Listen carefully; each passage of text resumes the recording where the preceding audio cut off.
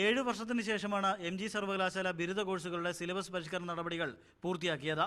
വിദഗ്ധരെയും അധ്യാപകരെയും പങ്കെടുപ്പിച്ച കഴിഞ്ഞ ഒരു വർഷക്കാലം വിവിധ സെമിനാറുകളും ചർച്ചകളും വർക്ക്ഷോപ്പുകളും ചാൻസലർ നിയമിച്ച ബോർഡ് ഓഫ് സ്റ്റഡീസാണ് സംഘടിപ്പിച്ചതും. UGCയുടെയും സർവകലാശാലയുടെയും മാർഗ്ഗനിർദ്ദേശങ്ങൾ അനുസരിച്ച് 1 കോടി രൂപയാണ് സിലബസ് പരിഷ്കരണത്തിന് ചെലവായത്. പുതുക്കിയ സിലബസ് സർവകലാശാല വെബ്സൈറ്റിൽ 1 മാസക്കാലം നിർദ്ദേശങ്ങൾക്കും അഭിപ്രായങ്ങൾക്കുമായി പ്രസിദ്ധീകരിക്കുകയും ചെയ്തിരുന്നു. ഇത്രയും നടപടികൾ പൂർത്തിയാക്കിയ ശേഷമാണ് ഈ വർഷം ബിരുദ പ്രവേശനം ആരംഭിച്ചത്. എന്നാൽ സിലബസ് പരിഷ്കരണം ഉടനടി വേണ്ടെന്ന് കഴിഞ്ഞ ആഴ്ച ചേർന്ന പുതിയ സിൻഡിക്കേറ്റ് യോഗം തീരുമാനമെടുത്തിരുന്നു. ചില സ്ഥാപിത താൽപ്പര്യങ്ങൾ സംരക്ഷിക്കാനാണ് പുതിയ സിൻഡിക്കേറ്റ് സിലബസ് പരിഷ്കരണം അട്ടിമറിക്കാൻ ശ്രമിക്കുന്നതെന്ന് സിലബസ് പരിഷ്കരണ സമിതി അംഗങ്ങൾ കുറ്റപ്പെടുത്തി. UGCയുടെ നിബന്ധനയുണ്ട്.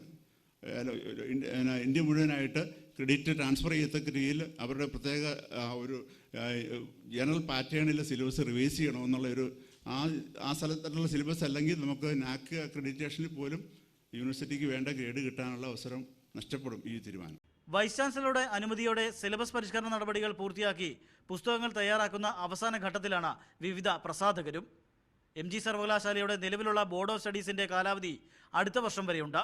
ചാൻസലറുടെ അനുമതിയോടെ പുതിയ ബോർഡ് ഓഫ് സ്റ്റഡീസ് രൂപീകരിച്ച് വീണ്ടും സിലബസ് പരിഷ്കരണം നടപ്പാക്കണമെങ്കിൽ 1.5 വർഷമെങ്കിലും പിന്നെയും കാത്തിരിക്കേണ്ടി വരും.